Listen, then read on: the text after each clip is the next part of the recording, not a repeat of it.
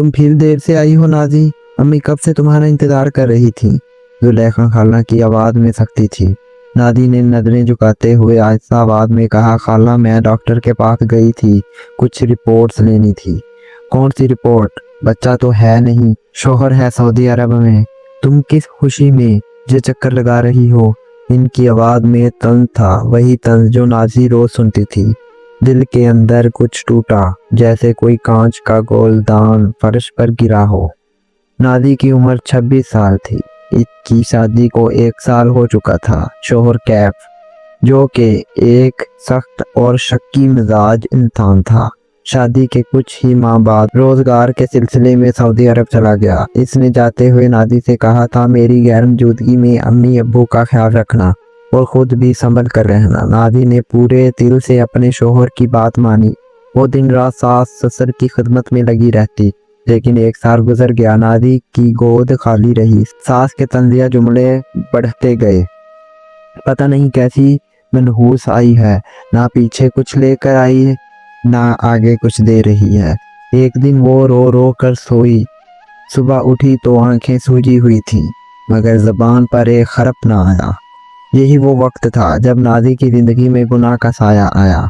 उसने एक डॉक्टर से रुजू किया, मगर तन्हाई और एहसास के रवैये ने इसके दिल में ऐसा खला भर दिया कि वो एक ऐसे रास्ते पर चल निकली जहां वापसी मुश्किल थी। वो एक शख्स से मिली जिसने वादा किया, तुम्हें माँ बनने में मदद दे सकता हूँ, तुम्हारी इज्जत का राज मेरे पास महफूज रहेगा। नादी ने हाँ कर दी। चंद माह बाद कैफ वापस आया। नादी के चेहरे पर खुशी थी, वो हामला थी, मगर कैफ की नजरों में शक था।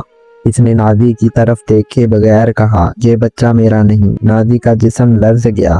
कैफ, यकीन करो, मैंने सिर्फ तुम्हारे लिए। कैफ ने गुस्से से कहा, तलाक दे रहा हूँ, अब तुम मेरे लिए मर चुकी हो। नाजी अपने माँ बाप के घर आ गई। एक बेटी जो माँ बनने के लिए सब कुछ कर बैठी थी, अब हर जबान पर इल्जाम का निशाना बन गई। इसने बेटी को जन्म दिया, इसे नूर नाम दिया। वो इसके लिए जीने लगी। रातों को जाग जाग कर वो नूर की आंखों में वही सुकून तलाश करती जो इसने बरसों पहले खोया था। एक दिन अस्पताल में वो अपनी बेटी को चेकअप के लिए ले गई। वहां इसकी मुलाकात डॉक्टर हसन से हुई। एक नरम लहजा, शफीक मुस्कुराहट और आंखों में कुछ अजीब सा सुकून। हसन ने नूर की तरफ देखकर कहा, ये बच्ची बहुत खास है। नादी ने हैरत से पूछा, क्यों? हसन मुस्कुराया, क्योंकि ये एक माँ के ख्वाब की ताबीर है। वक्त गुजरता गया। हसन अक्सर नूर के चेकअप के बहाने नादी से बात करता। नादी की आंखों में वो दर्द देखता जो खामोश चीखें मार रहा था। एक दिन हसन ने कहा, नादी अगर तुम चाहो तो मैं तुम्हें और नूर को अपना नाम दे सकता हूँ। नादी की आंखों से आंसू रवां हो गए। मैं मादी की गुनाहगार हूँ डॉक्टर साहब, हसन ने नरमी से जवाब दिया। मोहब्बत गुनाह नहीं पूछती, सिर्फ दिल देखती है, और तुम्हारा दिल बहुत खूबसूरत है। कैफ ने दूसरी शादी के बाद भी सुकून ना पाया। एक दिन वो नादी से नूर की एक झलक देखने आया। नूर को देखकर इसकी आंखें भीग गईं। ये मेरी बेटी है? इसने पूछा। नादी ने कहा, हाँ, मगर अब ये सिर्फ मेरी है। तुमने तो रिश्ते को ठुकरा दिया था। कैफ खामोश रहा। वो जानता था इसका हक अब बाकी नहीं रहा। रात को कैफ अपने कमरे में खामोश बैठा रहा। दीवार पर नजरें जमाए वो अपनी पुरानी बातें याद रहा था। रात को कैफ अपने कमरे में खामोश बैठा रहा। दीवार पर नजरें जमाए वो अपनी पुरानी बातें याद कर रहा था। वो नादी का वो पैगाम याद कर रहा था जो इसने कभी पढ़ा ही नहीं। कैफ, मैं तुम्हारे लिए सब कुछ कर रही हूँ। तुम दूर हो मगर मेरी दुआएं हर लम्हा तुम्हारे साथ हैं।